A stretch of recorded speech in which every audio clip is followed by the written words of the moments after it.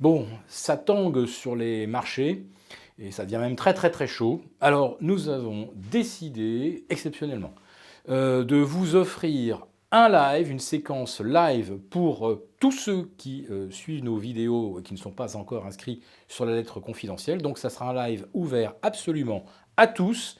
Jeudi 11h30, il suffit juste de vous inscrire sur le lien que vous allez voir apparaître en bas de cette vidéo. Nous vous espérons nombreux jeudi matin et nous espérons que cette expérience vous satisfera. Bonjour et bienvenue, voici notre tour d'horizon économique, géopolitique et boursier. Nous sommes le lundi 24 février. Pour comprendre comment tourne la planète finance, c'est sur la bourse au quotidien et nulle part ailleurs.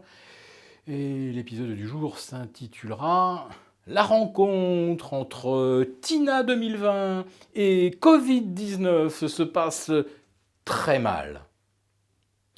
Vous pourriez penser que j'évoque Tinder avec Tina 2020, Covid-19, deux jolis pseudos.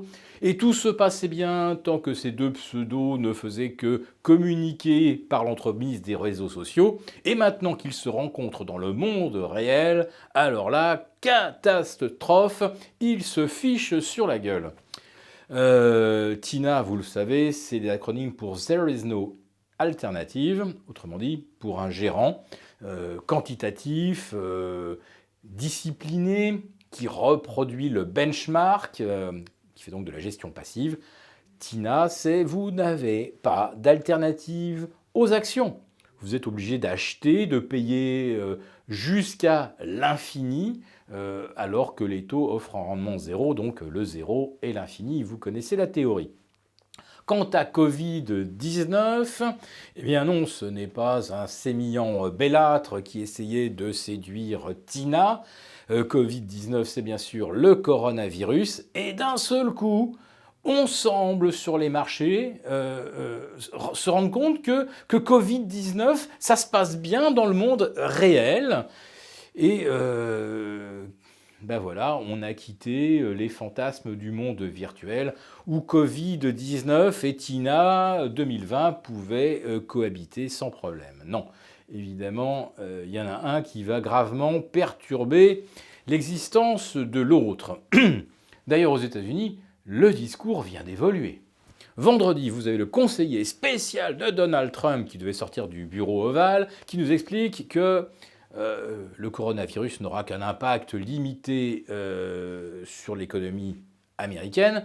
J'imagine qu'il devait reproduire les paroles de Donald Trump en disant « Oh, le coronavirus, c'est un problème chinois, ça ne nous concerne pas. » Bon, le génie du bureau ovale n'est peut-être pas si compétent que cela finalement en matière de pandémie. Et ce matin, Steven Mnuchin, interviewé, alors non pas à la Maison-Blanche, parce qu'il fait actuellement, on est au milieu de la nuit, mais interviewé depuis Riyad, où il était en déplacement, eh bien, il explique que oui, peut-être que le coronavirus pourrait avoir un petit impact, faire ralentir temporairement l'économie. Bon. Ça y est, ça commence à évoluer un petit peu. On n'est pas encore en train de nous expliquer que l'économie chinoise est complètement à l'arrêt et que bientôt beaucoup d'industries occidentales se retrouveront également à court de pièces détachées, en rupture de supply chain, etc. Donc on n'est pas encore en train de nous dire la vérité, bien sûr, parce qu'elle est beaucoup trop brutale. Mais on commence à prendre conscience que les choses ne sont pas aussi anodines qu'on voulait bien le dire. Alors, depuis le 20 janvier et le surgissement officiel de ce Covid-19, ce que nous disent les gérants qui restent boules quoi qu'il arrive, c'est que, vous savez, en 2003, le SRAS ou le H1N1 en 2009 n'avaient absolument pas ni ralenti la hausse des marchés, ni la croissance économique. Alors, comparaison n'est pas raison, naturellement, puis surtout 2003-2009, les marchés venaient de perdre 50 à 60%. Là, c'est l'inverse. Le Nasdaq 100 vient de prendre 60% en un an, avec des bénéfices qui n'ont pas progressé.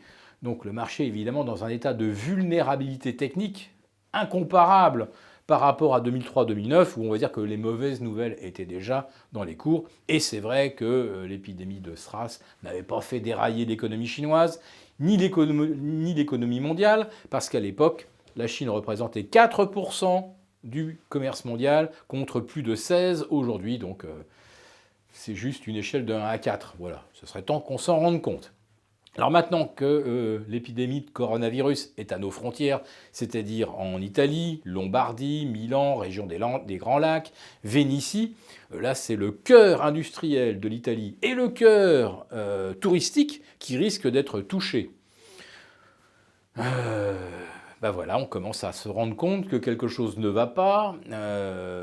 Air France perd plus de 9%, Accor et les hôtels en perdent 8%.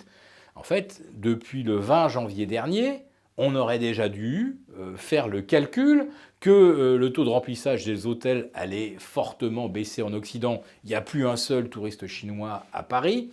On aurait dû se rendre compte que l'économie et que la production allait être forcément perturbée, mais non, les liquidités des banques centrales et de la Fed, parce que c'est quand même d'elles dont on parle, les liquidités de la Fed ont continué donc de pousser les investisseurs à suivre Tina et à mépriser le pauvre Covid-19.